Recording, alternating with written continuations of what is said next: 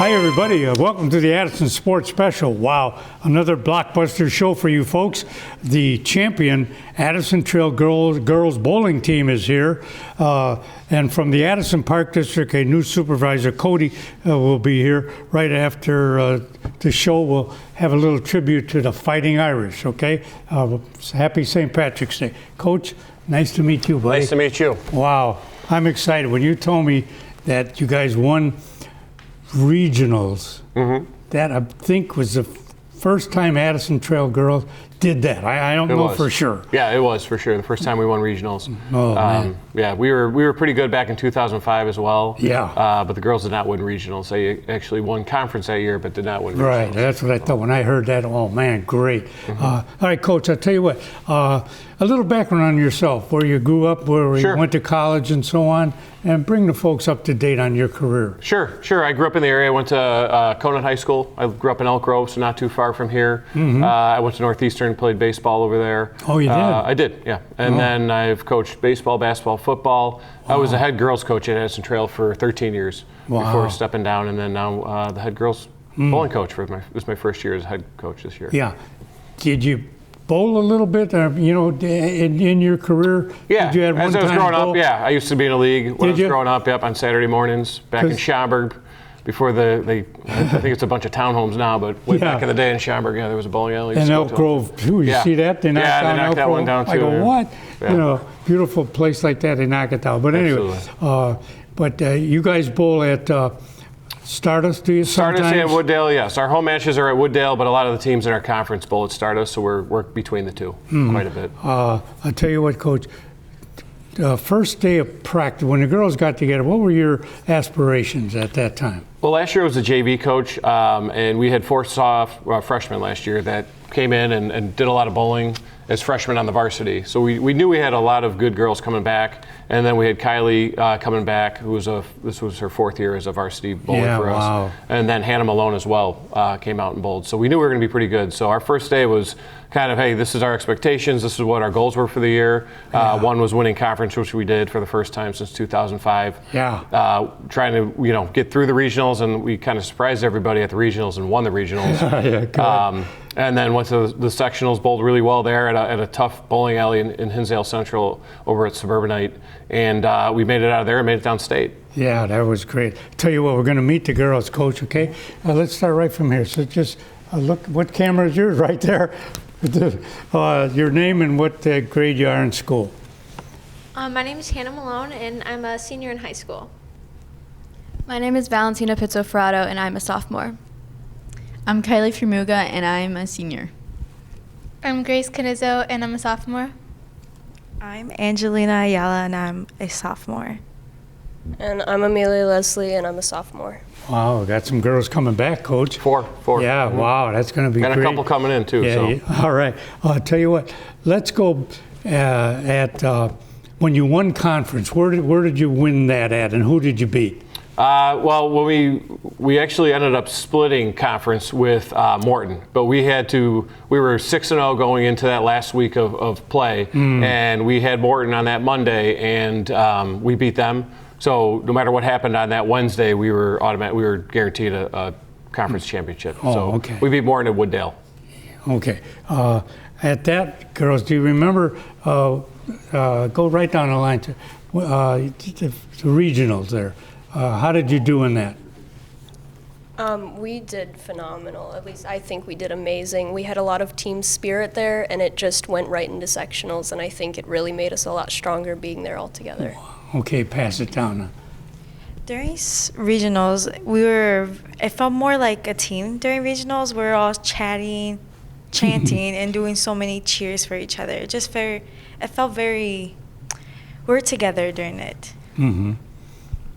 It was I think we started off a little rough, but by the end we kind of brought each other up and really, showed that we wanted to win. Sure.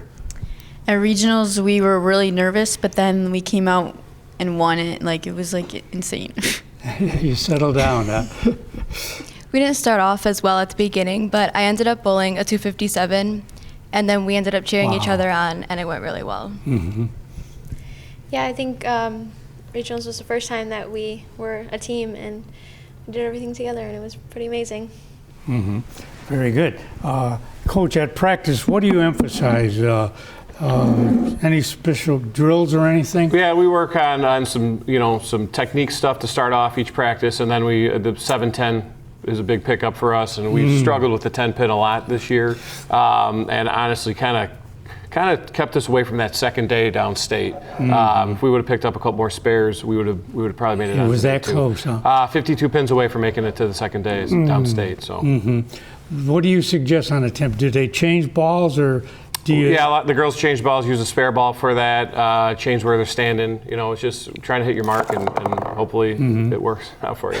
Do you play a little golf, Coach? I do play some golf. I don't get a whole lot. I've got 2 boys myself.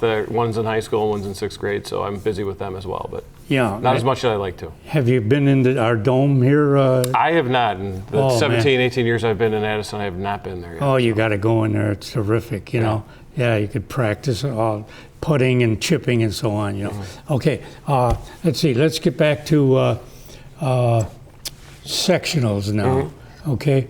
Who were the teams, some of the teams in that? It was pretty much our conference. Did you beat York somewhere down the line? We did. We beat York quite a bit this year, which was good, yeah. We beat them early on in conference. We bowled extremely well against them in conference, and then we saw them quite a bit at a lot of our Saturday tournaments to prepare for, conference and then the regionals and the state playoffs are a lot different. You bowl 5 girls for state, and you bowl 6 at conference, so it's a lot different of a game and a game plan. A lot of our Saturdays are very long because they prepare you for that grind of regionals and sectionals and state.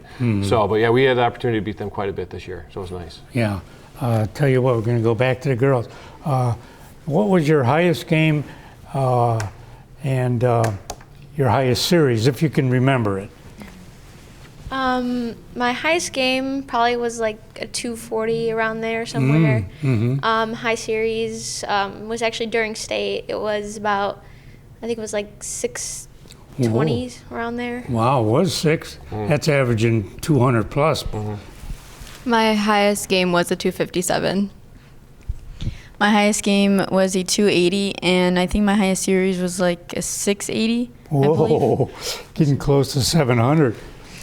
My highest is 224, and I think my highest series is 570 around there. My highest game is a 238. And my highest is a 267, and my highest series is somewhere in the 600s. Wow, that's pretty good.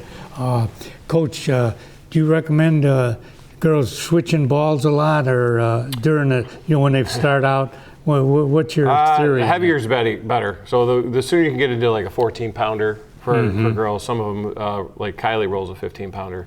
Is that right? Yeah. So once you get to 14, 15 pounds, where you want to get as soon as possible, and then just build up your strength from there. We had a couple, like Ange started off with a 15 to start the year off, and as the season went along, she got better with that. And then actually Grace and Val, same thing.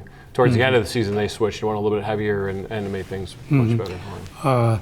When the girls have a impossible pickup, let's say, a split that 7-10. Yeah, right. or even a bucket or something. We're pretty hard, or a split that's almost impossible. Do you kind of emphasize at least get one? Always.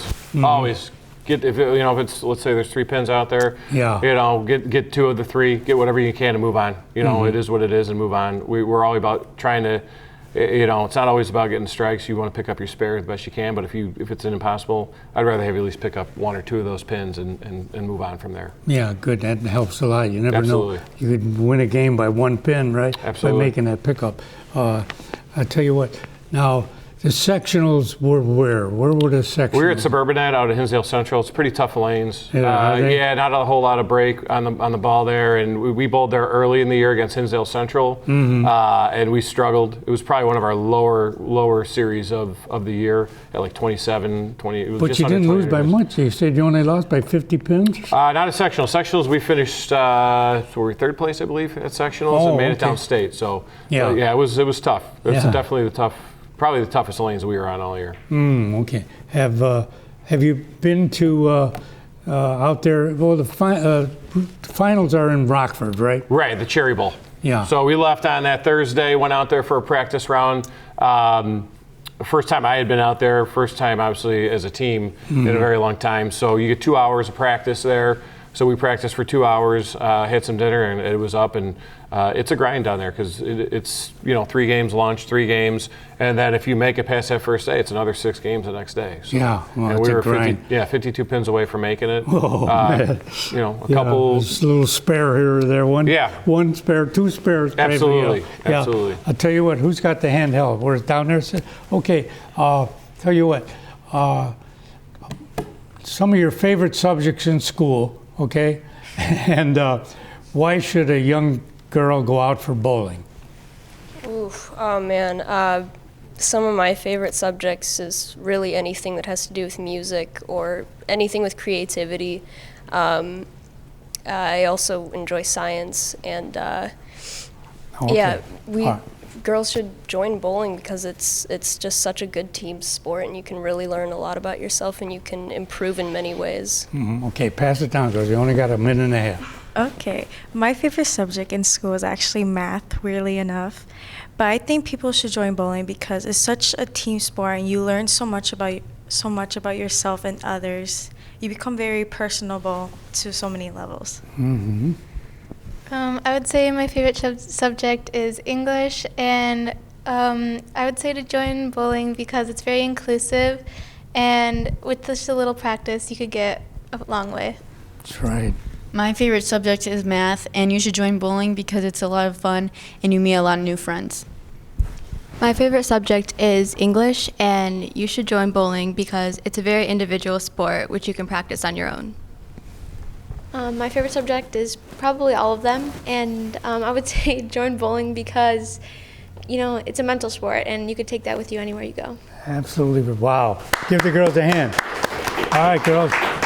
Hey, thanks an awful lot for being on the show. Congratulations, boy. I tell you, that's a quite a feat that you did. So congratulations, Coach. Thank you. Nice meeting you, buddy. Take care. Take care. All right, folks, stay with us. We'll be right back. Hi, everybody. We're back with Cody Pike. Hey, Cody, good to see you, buddy. Oh, it's good to see you. Pam Hamill. Pam, Hello. nice to see you again. Cody, new guy at the Park District there. Yes, sir. Tell the folks a little background on yourself, though. Played football somewhere or at high school and so on. Look at the size of this guy. Well, I was a 3-sport athlete growing up. Were you? Baseball, basketball, football, you could name it. If I could play it, I was playing it. Yeah. High school, I was wrestling, baseball, and football. Wow. Ended up. At Addison Trail? No, I'm actually from Southern Illinois. I'm from Carbondale, Illinois, so almost the very bottom of the state. Oh, sure. Okay. But I ended up going to college to play baseball. So Did you go to SIU down there then? I started at JUCO at Johnny Logan College. Yeah. And then I bounced to another one. And then I chose to go all the way out west. So I ended up choosing to go play at ASU and ended up just doing men's league baseball out there. Wow. Yeah, so Good. it was fun until I ended up coming back to Southern Illinois. Yeah, And good it was for you. a good time. Yeah, sure. It was I imagine fun while it it was was. fun. So. Yeah. Now you're in charge. Let me see here. What we're going to, let's see. Facility manager, and how did you get into the fitness industry? How did that start? Sports and fitness I was always into. It was just always a passion anyway, working out and just playing sports. Yeah, once you get into it, right? Yep, and then coaching, it all from playing turned into coaching, turned into always helping kids in the weight room, which evolved into me getting a personal training certificate. It was the first thing I did way back in 2010. Yeah. And then I just, honestly, when I moved back to Southern Illinois, I got out of the fitness realm, and about 2013, 2014, I got back into it, and I went full-time back into it in 2015. Yeah. And I just wanted, the intentions were then, I wanted to create a company that could help kids get scholarships for athletes. Southern Illinois had a whole bunch of really good athletes, but not a lot of money. So a lot of these good athletes, end up staying around the area, and that's when trouble starts happening. So helping them get, scholarships to get out of the town and keep playing what they love to do and get an education, at the same time. So that's what got me really into management and the fitness facility for gyms. How about that, Pam? Was it a good choice? Did you come up with it? Did you hire him, or how did that come about? I wish I could take credit for that because he has been a great addition to the team. He has been just a wonderful person to work with and collaborate with, and there's so many exciting things like happening at Club Fitness right now, and we're just so glad to have Cody there at the helm. Yeah, that's really good. nice. Yeah, well, an update on Club. There's something going on every day, every week. You guys got so many things going, right? Absolutely. And the pool's open all year long and so on. Yep. But give a couple of. Oh, I know. Are you in the pit, Cody? I would think you would. That's you honestly probably why, could bench about 400. Yeah. Well, I could until I hurt myself. The pit is my favorite part of that entire facility, honestly. Tell the folks what the pit is. So the pit is more of an old school grunt iron style gym. We do CrossFit down there, cross training, powerlifting, anything and everything you could imagine down there. So if you want to go lift heavy and make noise, that's the place to go. Is that right? Yep. Now what I'm also trying to do now is turning into a boxing club. Really? Also, so have an old school boxing club come back through, so we can still have the cross training and all that aspect of performance training, and then also have boxing, so we can get some more activities for the youth and just to be able to help athletes and just have something to do. So we're turning the pit also into that, which is awesome right now. Well, sure. Have you got some guys down there that are pretty big size, could bench quite a bit? There definitely are. They hide down there. They don't really go to the Club Fitness gym, which is more up top. They go down to the pit. But no, we got some big guys down working out, and then I just like that they are more than comfortable going down there, so they're not interrupting anybody else doing their workouts. That's true. Is there a charge for that? You got to be a member of Club Fitness, number one. Yep. And then what about the pit? Is there there's no extra charge right now. Okay. The pit comes with the gym, so virtually if you're a Club Fitness member, you have 2 different gyms to go to. You have the pool, you have the sauna and the steam room. Wow. You have a gymnasium, so you can go shoot hoops whenever it's available. That's right. There's a dance room. I mean, it has anything and everything you would really. It's virtually, if you think about it, a very mini rec center that has everything. It's great. Yeah. What are you going to focus on, Cody, as far as boys and girls? Well, you got to do. Can girls go down to the pit? Absolutely. Honestly, they probably don't. You'd be shocked. Oh yeah. Yeah, they go down there. They can go down there. They feel more comfortable because it's a lot more private. So you can go down there and do anything you want without being front and center. So if you're starting your fitness journey and you're wanting to kind of be more private, that's the spot to go. And if you're advanced and you want to still be private, it's the spot to go. So it works out perfect for both worlds. Mm-hmm. Pam, get down there once in a while? I do take a class twice a week in the pit. What's really amazing. A class, you say? Yeah. What kind of a class? There's an integrated fitness class that meets on Mondays and Wednesdays. Really? And if you saw these ladies, the things that they're able to do, and a lot of them are in their 50s and some of them in their 60s. Really? And they are so agile and strong. So it's a good group. And have a lot of endurance. It's pretty impressive. Right? I'm kind of a beginner, but when you see some of what these other ladies can do, it's pretty impressive. Maybe down the road what we could do, if you want, pick out a couple of the ladies or something. Ask them if they want to come on. Well, sometimes, they may not want to think it's showing off or something, That's okay. But they might like it. You think so? You never know. You know what I mean? You never know. Because I've had bodybuilders on the show. Okay. And they've taken, she flexes right in front of them. But I don't know if the girls would feel intimidated. Maybe not, though, huh? I'm sure they'd be more than willing because it will show that there is that community, and they probably want to invite as many people down to go with them as possible. Yes, so. We'll work on that. So if you tell, maybe pick out 4 or 5 girls, or I don't know how many. We bring the whole class and have the class in here. Well, that's possible.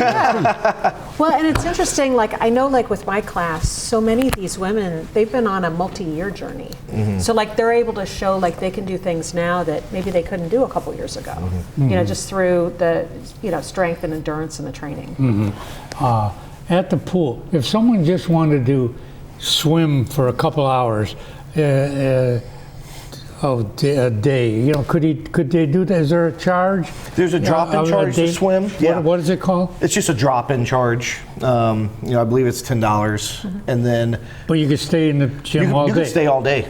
Yeah, if you just want to swim for a couple hours, or you want to swim, work out, and hang out in the sauna for a bit, the facility's yours. It's just if you're going to be here multiple times, it's definitely much cheaper in the long run to get the membership, of course. Well, but even if you wanted to drop in and do a class, that's $10. You drop in, do a class in the pool, and just check out the facility. We want to get as many people to come see the facility, see what we're doing, how we're changing some stuff as possible. So we're always trying to invite everybody to come check it out. Yeah. Well, now, are you involved with pickleball? Is that one of yours? That is Juan. That is not me. I can speak a little bit about it. We have what is with pickleball? It's so big, everybody's playing it. It blew up in the last 3 to 5 years. Insane. It did. And I think because the Park District has the space, we've got the 2 gyms, one at Centennial, one at Community, and we've kind of become our own local hub of very avid pickleball players. We had our first Winter Blues tournament maybe 2 weeks ago. Yeah. And people came in from Chicago, from surrounding communities. Is that right? And it was kind of cool to hear the buzz because, people are walking into our Addison facility and they're like, wow, this is so nice. This is so great. That right? What a cool facility. Yeah, it was cool. There was it a makes lot you more proud of people our than I thought were gonna be hometown. there. Yeah. Now, aren't you supposed to build some courts at... There is, yes. In the I know planning. that there's, I know that our executive director has been working to receive some grant money for the building of some outdoor courts over by Community. I don't know where that currently stands, but I know that that's been a project she's been working on. What about tennis now? There's a lot of tennis courts around. Are you involved with that? Are you going to keep tennis alive, or did pickleball take over from tennis? I know we take care of the courts. Yeah, we take care of it. We There's an age difference, really. So one's not really going to take over the other one. It's just even at the age of people that honestly really start transitioning from the higher activity level of tennis to pickleball, they usually start playing pickleball in the winter, and then they go back to tennis in the summer. So you're really getting the best of both worlds, especially when we can get some outdoor tennis courts. It'll be great. Yeah, I've tried it once or twice, but I love tennis. So to me, it's like an infringing on tennis. You should be playing tennis, not pickleball. Yeah. But that's just me. Indoor winter sport. Yeah. It just reminds me of bigger ping pong. In my opinion. Well, yeah. Well, you need a special paddle for it, don't you? Need a racket or no? Different ball, different racket, everything's a little bit different, but it's basically the same concept. And the net is a little lower, I would think. Oh, yeah.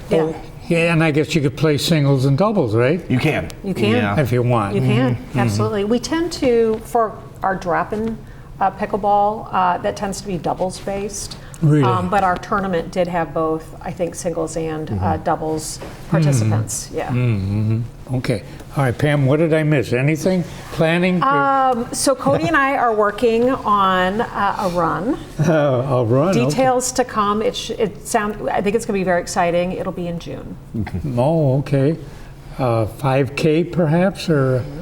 Wow, okay. Yep. So that's the next thing that we're working on together. You'll give me some info on that? Absolutely. In fact, we expect to have a full interview so we can tell you all about it. Okay, good. Cody, nice meeting you, buddy. Great to meet you, man. Thank you keep so much pumping for up, having buddy. Thank you. We'll see you a little later, okay? All right, folks, stay with us. We'll be right back. Hi, everybody. Welcome back, and a happy St. Patrick's Day to you. To all my Irish friends out there, I got my St. Patrick's Day hat on. Hope you have a good St. Patrick's Day. I just wanted to read a couple of things out of this nice book I got here. It's called For the Love of Being Irish. If you notice, pennants are only Notre Dame, too, today, in favor of the Fighting Irish. But this is a great little book here. Let me just kind of read a couple of poems, are they, or limerick. The Blarney Stone. When you kiss the stone in County Cork, you'll be talking all the way to New York, New York. You'll talk faster and better in a suit or a sweater, whether chopsticks, a knife, or a fork. Okay, that's one. And how about this one here? The luck of the Irish. The Irish are lucky, they say, though history might suggest that's a nay. We had the Brits for a while. Man, they cramped our style, but with them, we now work and play. The Fighting Irish. You know, St. Patrick actually was not Irish. St. Patrick, he was English, I believe. Some Irish guys went to England, they captured him, brought him back to Ireland, and he was captured. He was a servant for about 7 or 8 years. And then he liked Ireland so much, but he wanted to be a priest. So he went back to England to be a priest. Then he came back to Ireland as a priest, and that's when he gained all his popularity. You know, he chased the snakes out of Ireland. But St. Patrick is the big saint of Ireland, okay? So a happy St. Patrick's Day to you. All right, folks. Thanks for watching the show. Thank Jimmy on number 1 there, Mike in the control room. Talk to you next week. Take care now.